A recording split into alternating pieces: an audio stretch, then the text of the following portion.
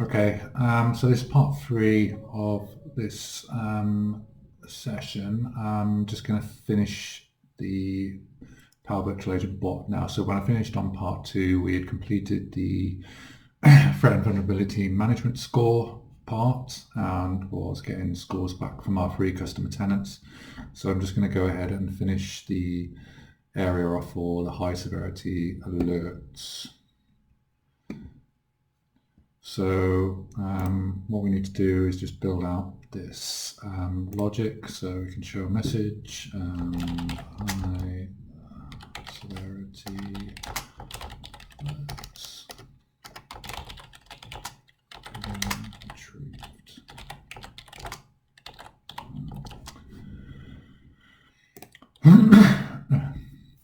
And then we add an action we're going to call the flow again, and our answer as the variable that's passed, and our response 1 text as the what will come back, and then we can just do the final message providing that response back. So that's the logic, but we need to complete the flow.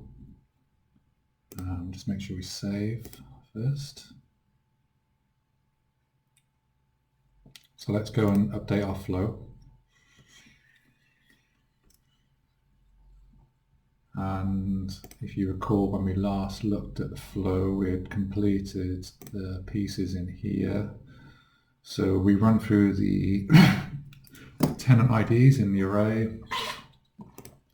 We grab an auth token, and then we, based on what answer was provided to our Power Virtual Agent bot, which gets passed into this flow as a variable, we make this decision point. So we have the TVM score, so if that was yes, then we go ahead and grab that information.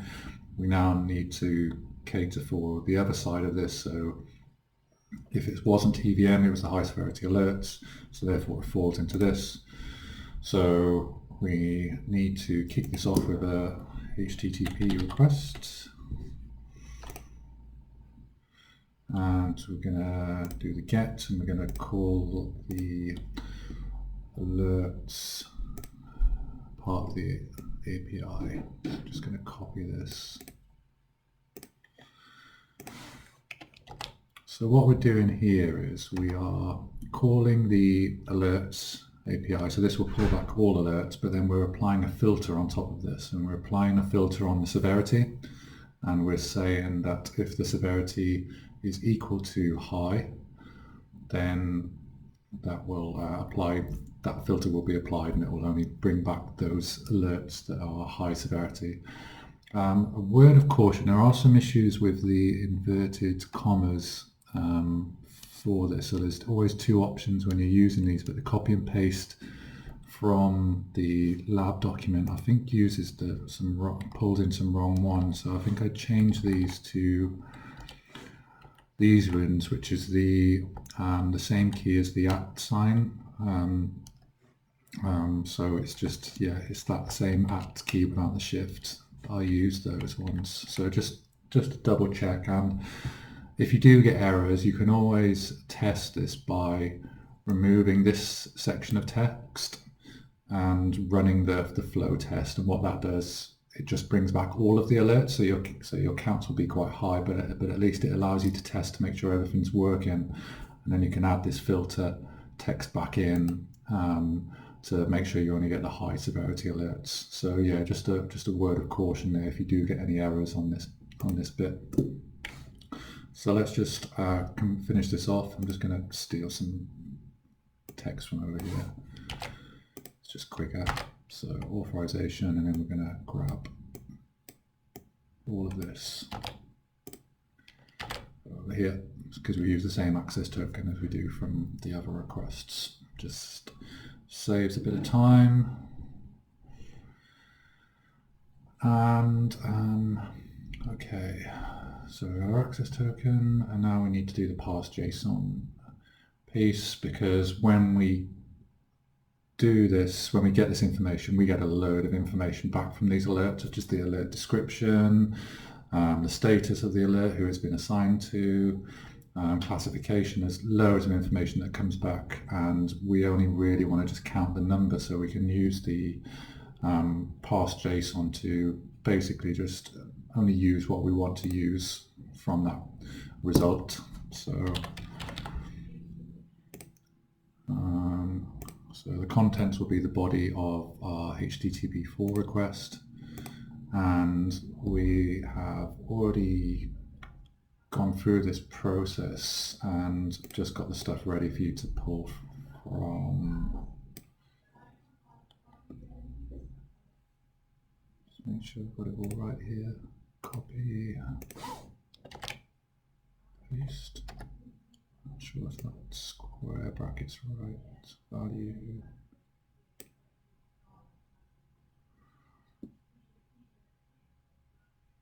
Oh, so I made a mistake again.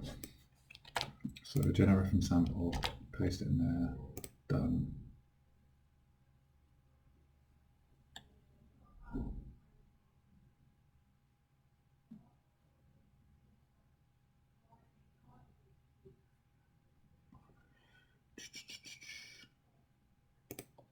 Is there an error there?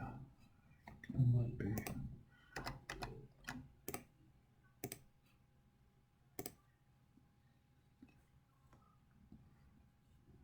Let's check this again. Let's delete that, paste that in. Is there a missing bracket here?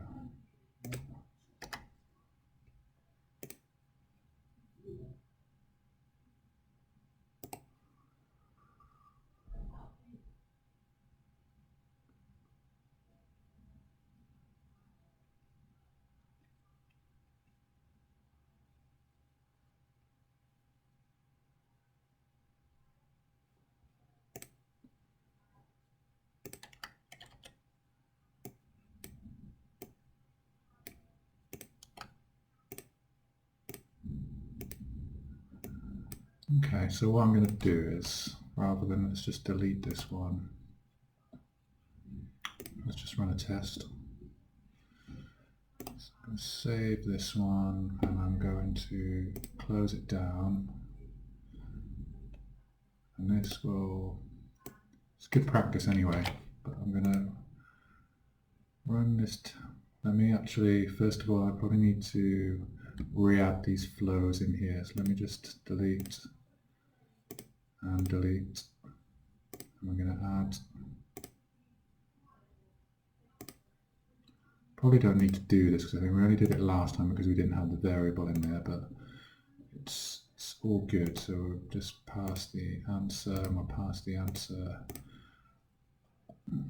and just have to add these back in again a second. Response and response 1. Save. And let's trigger it, and this is going to fail, but we need to trigger it anyway.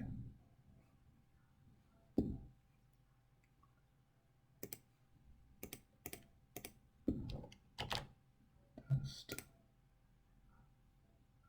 High severity alerts. So this will take us into the flow, but it's going to trigger a failure.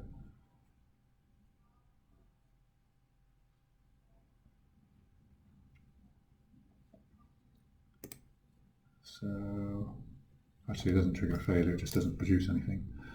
But I want to grab the stuff from this test and get the body up here. So here, and what we're going to have is a whole body of stuff here. And I just want to see what this looks like. Okay, so there's a missing curly bracket in the documentation at the end there. Looks like that's... Okay, so it's missing. I just missed it off when I did a copy and paste and just the formatting on my documents. Let me just grab all of that.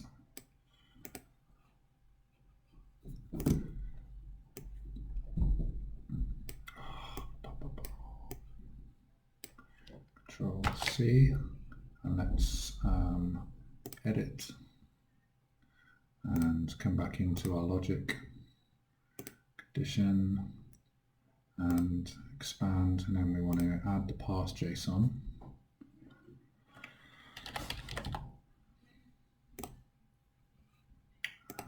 and content will be the body of HTTP4, and then we want to generate from sample, paste that in, and you can see here it's the extra curly bracket I was missing, done, and therefore that's it then. So we've got all of our individual pieces of that response that we can use as variables in the future, so status, severity, assigned to, etc. So we can use any of this information then in our message back to the recipient, entirely up to you what you want to do, but in your own scenarios you may want to use a lot of this information in responses back. So now next part is we just need to do a loop, basically to loop through all of these alerts, so we can add and apply to each in here. Part of the control, apply to each. And we can take the value of that.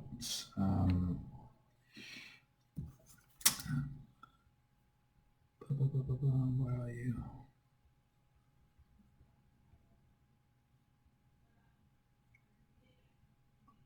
I think it might be expression. I know.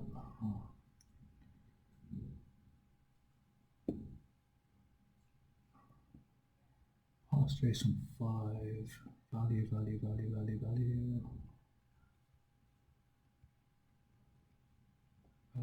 There it is. Okay, so for each value, then we need to increment the variable. So within here,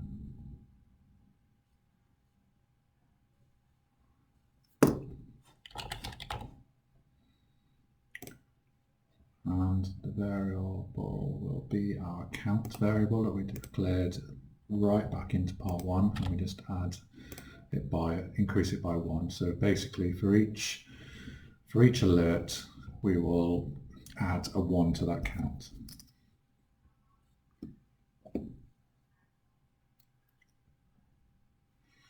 And that is essentially it, and then we just need to update our response, which will be in here.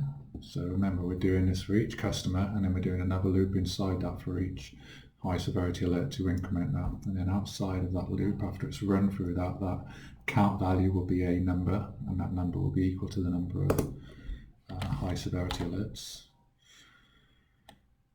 And to string, and then we just need to have that nice output now back, and that variable will be response, and then we can start to add some stuff. So we want customer name, which is one of our early parse JSONs.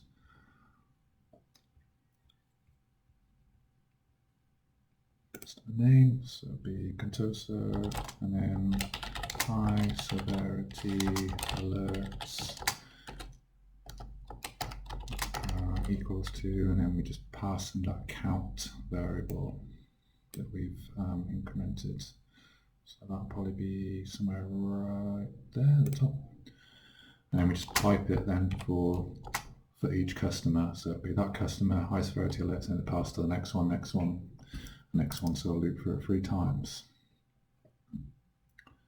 And then we just need to set the count back to 0 after each customer. So within here, just set the count back to 0. So set variable.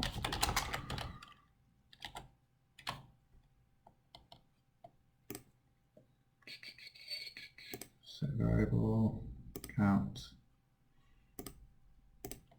0. Otherwise, it will just keep adding up for each customer, and we don't want that to happen. So comes in, gets the high severity alerts, iterates through each one of those alerts, adding a count, and then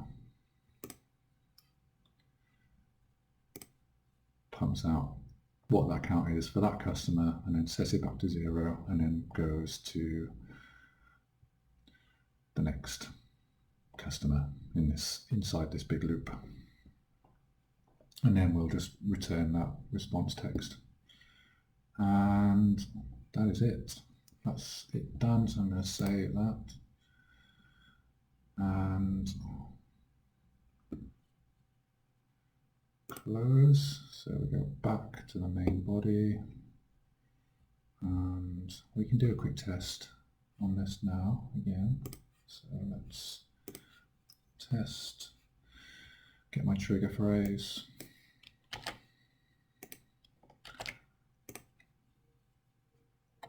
High severity alerts, please. High severity alerts being retrieved. And there was an error, so let's go and see what that error is.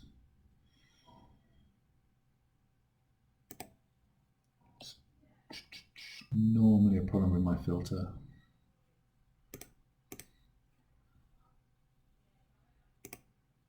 Usually that's where the issue lies.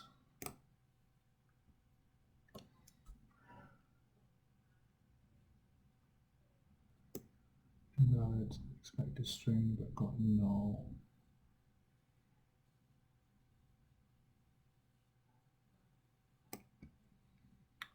Okay.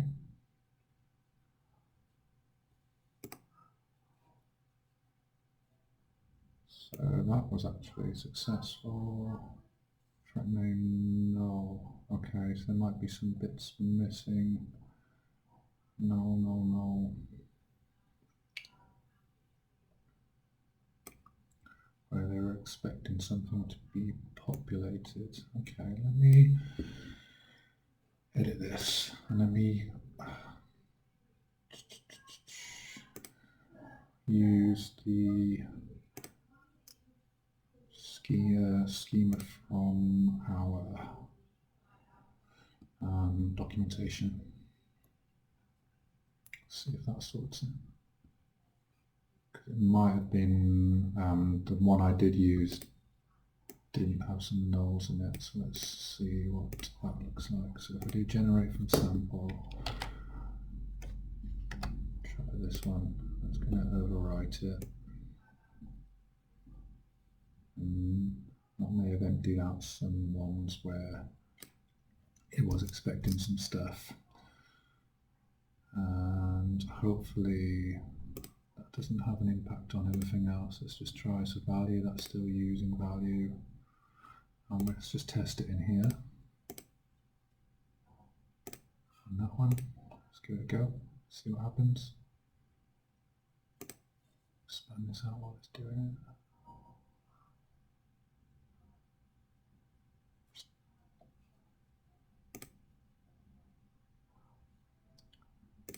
Looked better, no errors.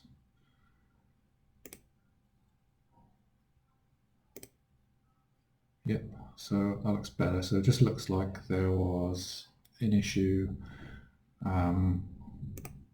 with that output I'd used from one of these. But used one in the documentation and it works perfectly fine. So that's all good. So let me just go back to the edit screen, save it, close, and let's just run this test again.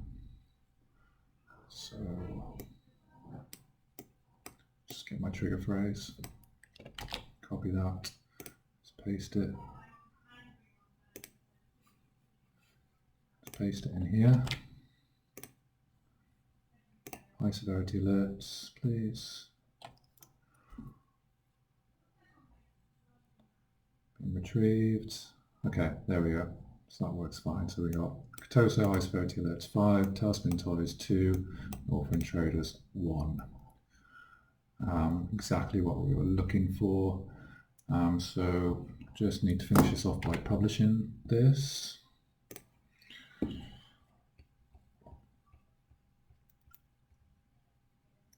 Just need to remind myself how I do that. So we've got it saved. Now I just need to publish it. Publish latest content.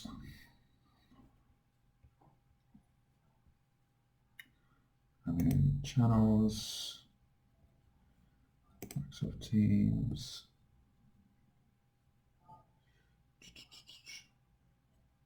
Click open the bot. And we can just add this bot now to Teams. There There it is. So now it's actually part of Teams and available, and you can just use your trigger phrase in here, and it's now live.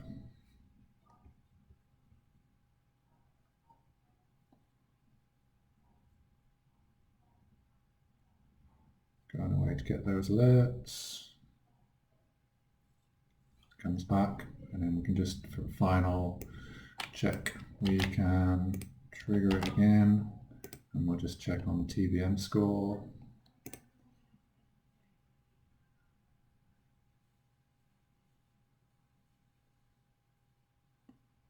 And there we go, exposure score for our customer tenants as well. And I would say that that's it. So yeah, thanks for watching this far, if you made it this far.